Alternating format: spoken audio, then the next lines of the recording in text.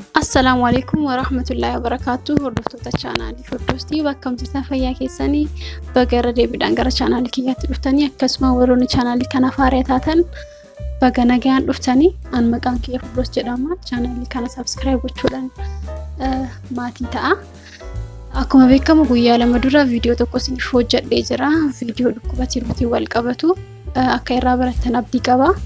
Akkasuma har'as dhukkuba kaansarii harmaatiin wal qabate viidiyoo gabaabduu takka isiniif hojjedhee jira. Dhukkubni kaansarii harmaa maali? Akkasuma immoo dhukkubni kaansarii harmaa maalirraa nama qaba? Mallattooleen isaa maali? Dhukkubni kaansarii harmaa shamarran qofa irratti immoo dhiira irratti illee ni mul'ata ka jedhu isiniif qopheessee jira.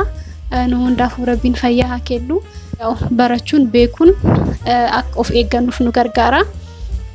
Amma gara viidichaatti deemna, hanga dhumaatti na hordofaa.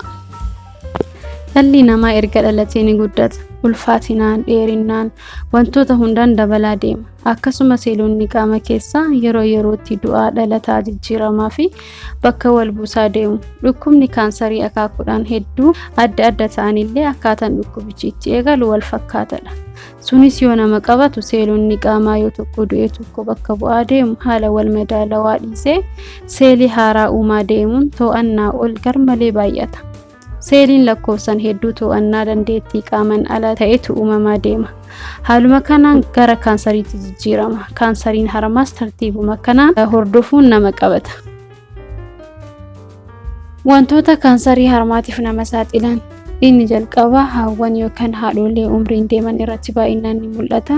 Akkasuma dubartii ta'uun kun sababa isa guddaa ta'uun ni beekama. Dubartoota maatiin isaanii kaansarii harmaatiin qabaman dhalli isaan booda dhufu dhukkuba kaansariitiin carraan qabamuu daadha.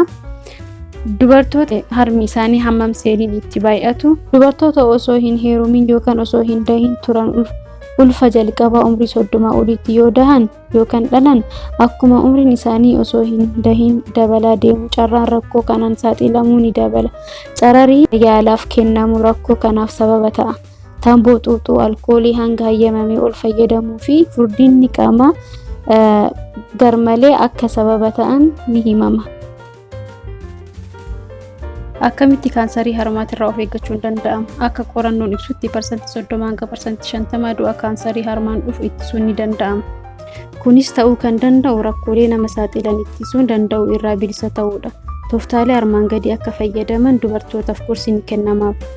Tooftaan inni jalqabaa dubartoonni mana isaanii keessatti harma isaanii qaqqabanii ilaaluu fi jijjiirama bifa gogaa qalbeeffachuu qaban.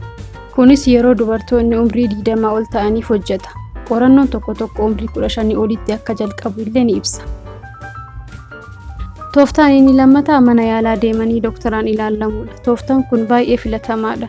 Dubartoota waggaa 20 ol jiran akkaataa umrii isaaniitiin gorsa ogeessaa fudhatanii ilaallamuun gaariidha. Tooftaan kun sababni barbaachiseef kaansariin kun otoo haala hamaa fi sodaachisaa irra hin gahin dafanii adda baasee akka yaalamu taasisa. Tooftaan kun kan hojjetamu laguun yookaan xuriin dhufee guyyaa 3 hanga guyyaa 5 booda baatiidhaan itti fufiinsan harma keessan qaqqabdanii ilaaluun gaariidha.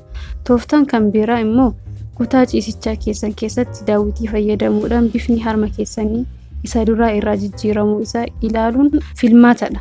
Tooftaan kun rakkoolee isin mudatan dafee adda baasuuf isin gargaara. Inni sadaffaan rakkoolee dhukkuba kanaaf nama saaxilan irraa of eeguun hammeenya isaa hir'isuun ni danda'ama. Akka qorattoonni jedhanitti kaansariin harmaa shamarran qofa irratti osoo hin taane dhiira irratti illee uumamuu ni danda'a. Kabajamtootaa fi hordoftoota chaanaalii kiyyaa viidiyoon har'aa kana fakkaata. Akka irraa barattan abdii qaba. Yaada qabdan, gaafii qabdan komentii jalatti naa kaa'uu hin dagatina. Sheeris gochuu hin dandeettanii yoo isinitti tole. Akkasuma immoo galatooma. እና ቪዲዮ itti aanuun hanga walitti deebinutti nagaannaa tura. Assalaamu alaykum wa rahmatullahi wa barakatuh.